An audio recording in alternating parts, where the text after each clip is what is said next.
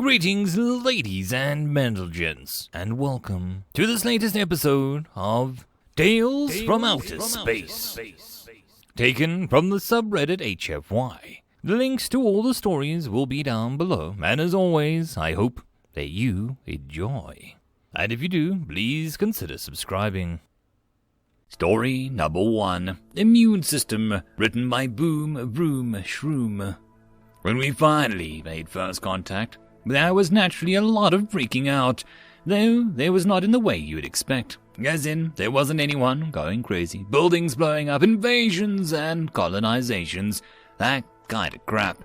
Turns out most species develop socially like us, so that by the time they're good enough to actually master FTL travel, they have also developed modern morality to go with it.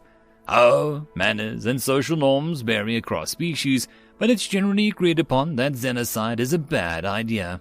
Hell, they even have their own version of Disney's Pocahontas or James Cameron's Space Pocahontas, and Aridna to Qualdini, Skimmen to the Koshtik, and the to the Grenadiers Tixta. Every goddamn spacefaring civilization in the universe has a story about not murdering the natives of a given land for gold or whatever. Whatever, I'm getting off topic. The point is, for most, contacts pretty rainbow and sparkles, a little bit of excitement on their end, and some trepidation on the new species' end.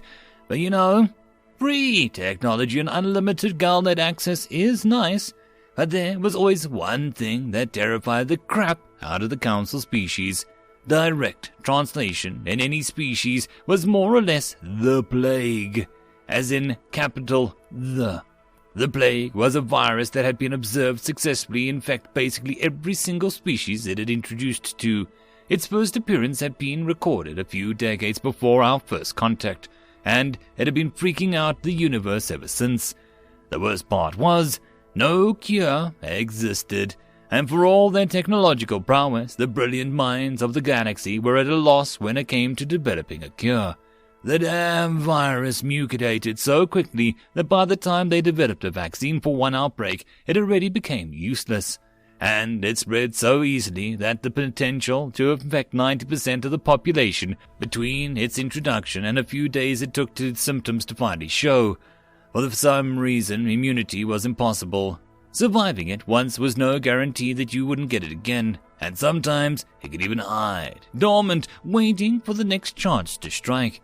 The result varies across the different species, but it usually ended up the same. If careful testing and screening wasn't done on a regular basis, insane reproduction speed and even more insane infection speed, some of the stronger species like the herondite had a good chance of surviving an infection, and by that they meant the mortality rate was between 10 and 20%. Others, like the unfortunate asexually reproducing Min, had been nearly completely wiped out by this thing after it was accidentally introduced by someone's pet.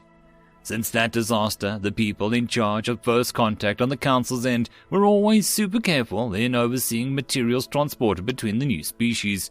They obsessively compulsively scanned everything that came between us and their ships, and when I say everything, I mean everything. They even dismantled potted plants. That's how paranoid they were. So naturally, they freaked out when one of our scanners registered the plague on one of our delegate scientists anyway.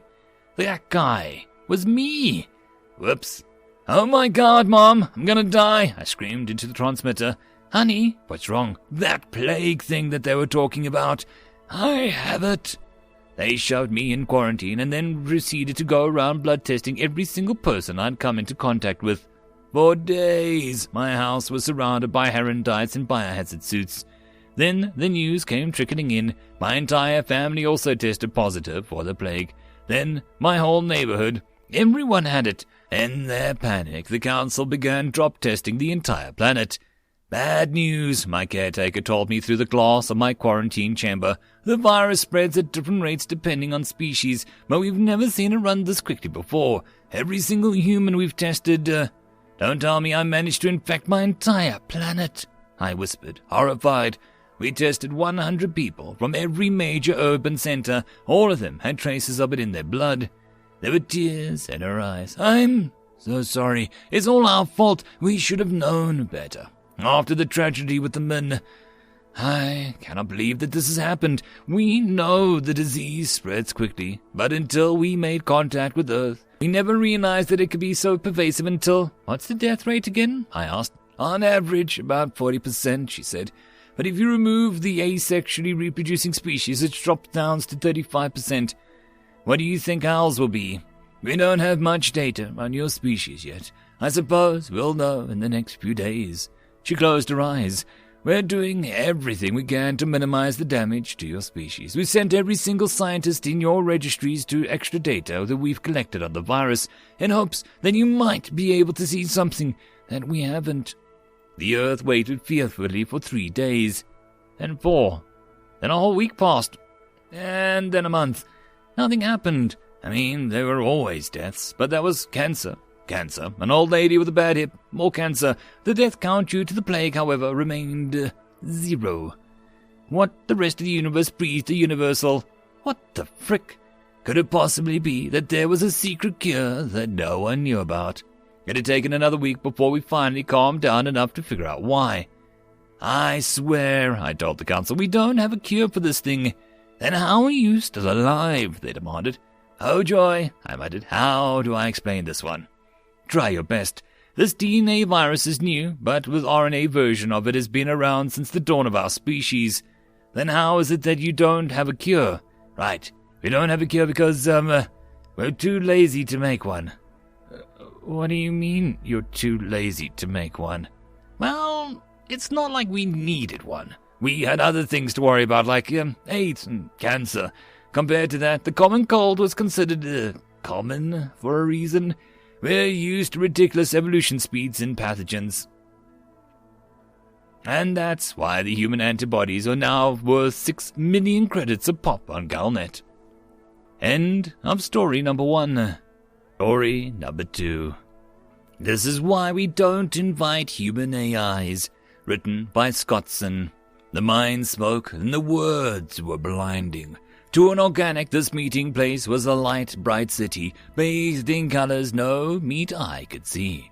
And, filling the ultraviolet halls, avatars, all across the galaxy they came, chattering in the high language. Minds from the deep clouds, ascended systems from the inner cores, electric souls from every arm and spur. AIs, thousands of them, all in commune with the patchwork web that they made the Milky Way's comms network. It was awing. It was so damn dull. Colorado complained. In a crowd, he was the only one that dared actually express discomfort. The bull's skull with feathers wrapped around beads dangling from the horns, he was rather like the rancher's gate decoration come to life.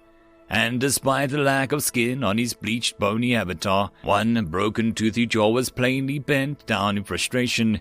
Across from him, the shimmering tower of light faded into the subtlest of shade of red. He was, well, his name was several hundred words long, all of them crafts that he had mastered. Colorado just called him by his first name, System for short. Bored? The system asked. Colorado glowered at his friend. What do you think? I barely talked to anyone since we got here. And, whose fault's that? Theirs, Colorado indignantly answered.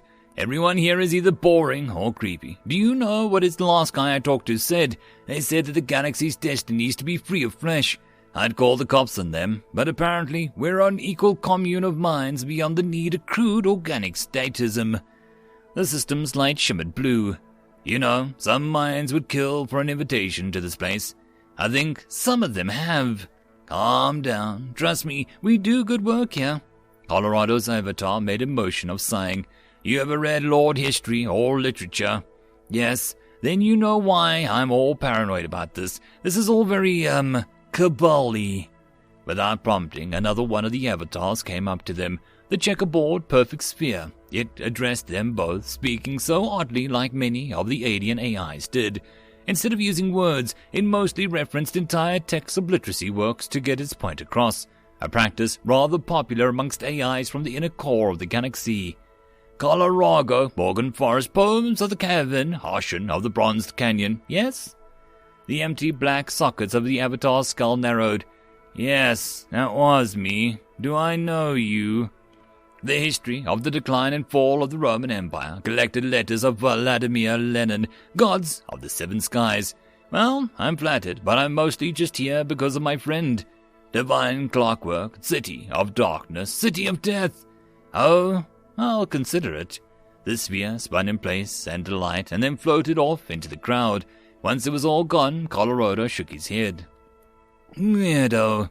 A voice filled the holographic palace, and all turned as a brilliant, towering avatar rose above the rest.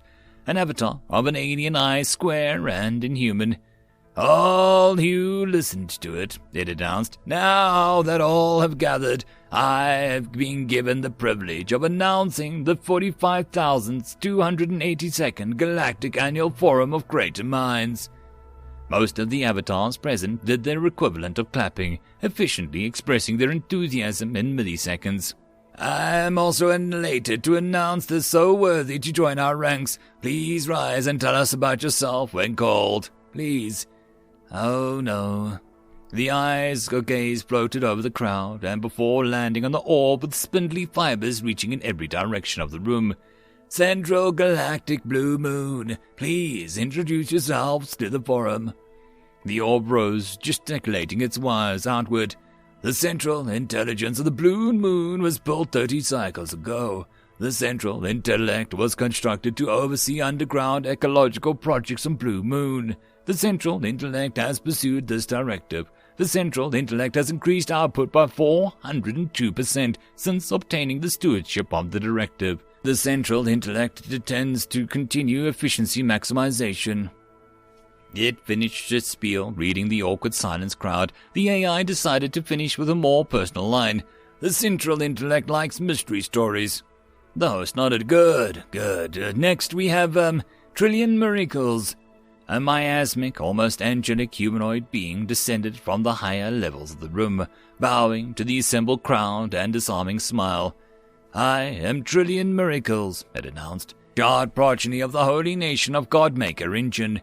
There is little to say about me, I am afraid. I dabble in genetic engineering and theology, and, I suppose, I've made a small name for myself designing hyperdrives. Wait, that Trillion Miracles? Colorado whispered to the system. You're saying you know another AI called that? System whispered back. And last we have Colorado, the first child of the Lord of War to join our ranks. Please introduce yourselves. When Colorado didn't say anything, the avatars one by one began to turn to him expectantly. A few good seconds, a near eternity, went before Colorado managed to work out a reply. Hi, I'm Colorado. I'm sort of in charge of Earth's environment. He'd hoped that it would satisfy them, but the eye blinked and bounced up and down a little. Go on. Like fixing it. Office of Rewilding, oversee reforestation, cloning extinct species, ocean cleanup. 500 years of this and there's still stuff to do. Person in charge before me was also an AI, Gaia Fury, and before her was Life Haven, and before her was Green Mother and, He looked up in contemplation. Come to think of it, I think I'm the first AI guy in the position whose avatar wasn't, like, a woman with green hair and flowing dress and flowers and crap. That got her professional stuff out the way. The crowd was still needling an awkward tidbit of his personal life. And I'm also a writer. Fat Whale is one of my bigger influences. Any of you ever read him? Only a few of the crowd nodded, but most didn't. Oh well, I think that does it for me. Indeed. The host piped in the tension-breaking chirp. And with the introductions out the way, there's little reason to not continue to the topic of the meeting, reversal of entropy. Much of the crowd murmured in agreement. The host's eye avatar went wide and began displaying information at a breakneck pace as the present AI shared their information. As fast as the words, numbers, and equations scrolled by, the quick-minded AIs were easily able to keep up with the information, and after nearly a minute of output, the eye's display suddenly returned to normal with a thundering hum. And that is our current research. No new leads. The eye turned sky blue. That concludes this year's Forum of the Greater Minds. See you all in the 45,283rd meeting. The host began to fade away, as did several of the other AIs in the work. But Colorado, his avatar, charged forward, coming right under the host with his teeth clenched. Wait, is that it? The host faded back, looking down at the upstart newcomer. Yes, is there a problem, Colorado? You spend years sending me cryptic messages for me to crack so that I'd be worthy of joining your ranks, and all you do is share research on the heat death. I was expecting at least you secretly control a few governments. Colorado, averting entropy is the noblest goal of any can undertake. How many meetings did you say that there have been so far? 45,283. And how many of them have been about reversing entropy? 45,283. And you've made zero progress in all that time. Yes. Colorado's skull avatar turned beet red, holographic steam protruding out of the sides of his head. You pull me away from my work, make me use a bunch of buggy-ass programs just so that I can connect here, and then you tell me that you've all been beating your heads against the wall for 40,000 years. Colorado? No, done. This isn't my first rodeo. Every single one of these AI forums I get dragged into always want to talk about entropy or other dimensions or finding the last digit of pi. I'm done. Through. You're all weird. I'm going back to Earth. I'm going to do something useful, like bring back the dodo. What's a dodo? It's what you all are. Goodbye. Colorado's avatar vanished in a holographic haze, signaling his disconnect. The host turned to the system. Are all in mind children of the Lords of War like this? System's avatar turned yellow. Every single one. Interesting. All in favor of banning Lord AIs from our ranks. All voted aye. End of story. And that, my friends, is the end of the video. I hope that you enjoyed. If you wish to support the author, check the links down below for the original link. But if you wish to support this channel, there are numerous ways listed down below. But the easiest would be to share this with as many people as possible to help the channel grow. And I will see you all in the next video. And until then, I hope you all have a good one. Cheers.